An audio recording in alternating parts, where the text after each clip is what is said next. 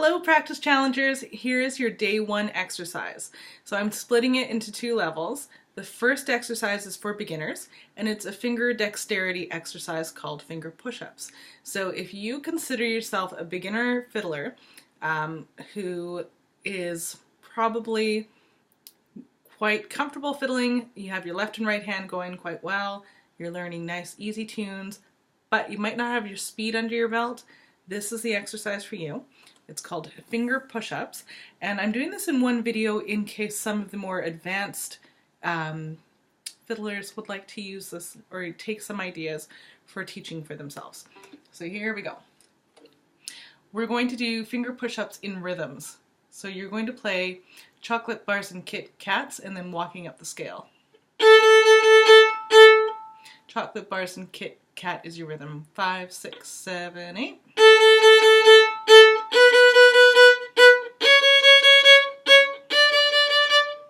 Go ahead and use fourth finger.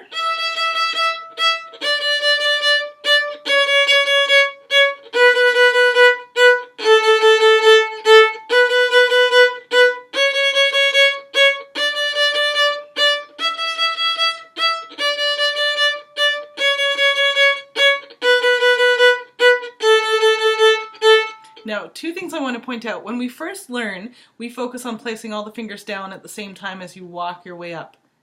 So you're placing 1, keep 1 down, 2, keep 2 down, 3, keep 3 down. This time I'm going to ask you to focus on using individual fingers so that as you start playing tunes that require speed, you don't require all 3 fingers down. And the reason for that is in the beginning we ask you to focus on fingers together to get your intonation, to play in tune. Later on, we need you to have individual finger strength in order to be able to whip through fast tunes. So that's what we're going to do here. So let's try that again. Your second time through will be speeding up the exercise.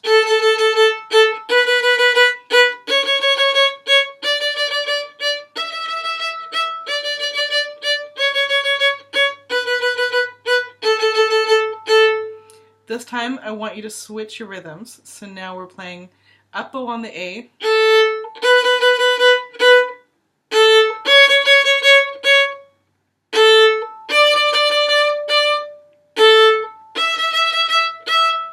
Up on the A.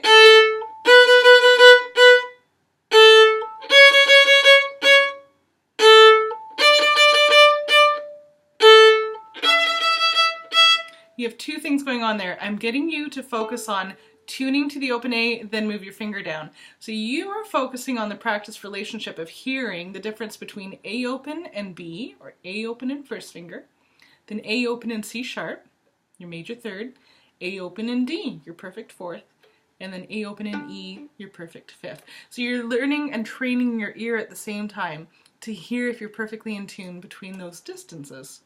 So up bow on the A helps us always come back down on our rhythm, chocolate bars and Kit Kats, on a down bow.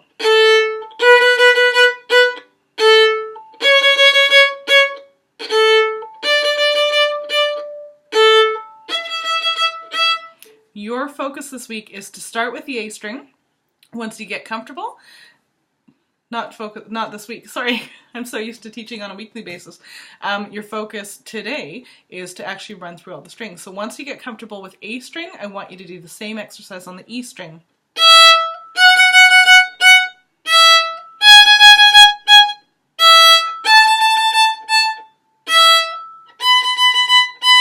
And then move through. So down to the D string, down to the G string. All right, we're practicing a different exercise if you're intermediate and advanced, and it's a cross string exercise.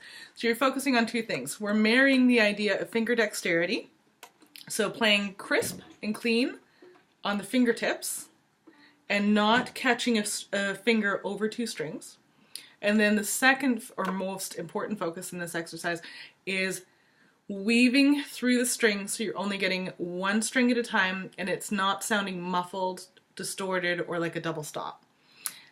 As we do this, we're working for speed. So the third focus is change the bow and the finger at exactly the same time so we don't hear a slight delay in the changing of position.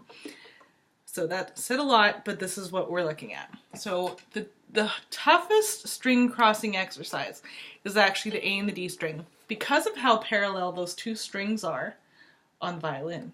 So we're going to start this by going a step easier with E and A string. Once we're comfortable with that, move to the A and D, and this is where I want you to spend the majority of your attention. So your cross string exercise sounds like this.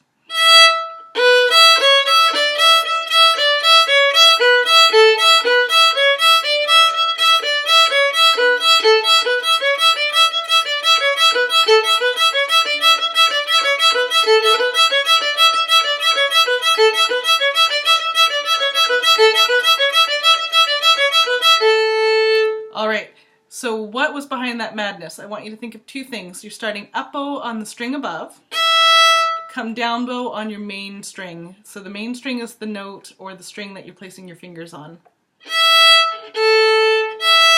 As I place my fingers, I am making sure I am playing with a 90-degree angle, so my fingers are coming right down on the tips or on the pads.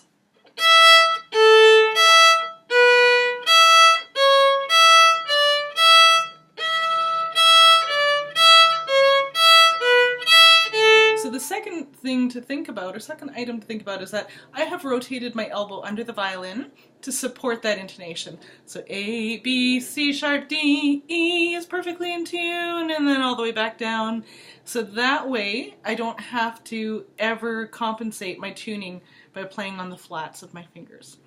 Now, one more area to focus on as you're doing this exercise is, what is this right hand doing? And if you already took a look at the catharsis video, you would have heard me talk about playing towards the tip of your bow and staying away from the frog, and trying not to be too much at the middle. You're wanting to go about 2 inches down from the middle. So that opens up your wrist and your fingers so you're nice and loose and relaxed.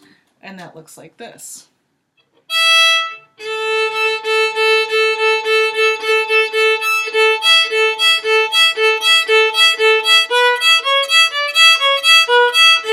Can't quite catch it in the video, but it's essentially the idea of beating eggs. So that wrist is nice and loose, and you can switch the cross string movement really loosely. So once you've worked that, what I want you to do is to start with the metronome at about 60.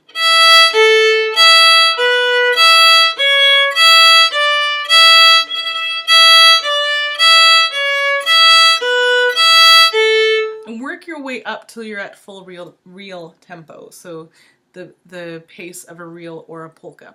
Once E and A are sounding really clean, don't move on until it does. Try the A and D. A and D is tougher to get a clean bow. And notice I rotate that arm right under to support my intonation.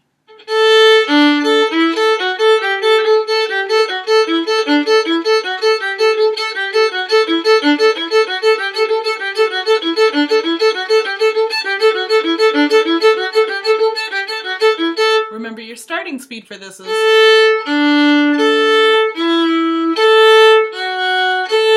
tips of the fingers.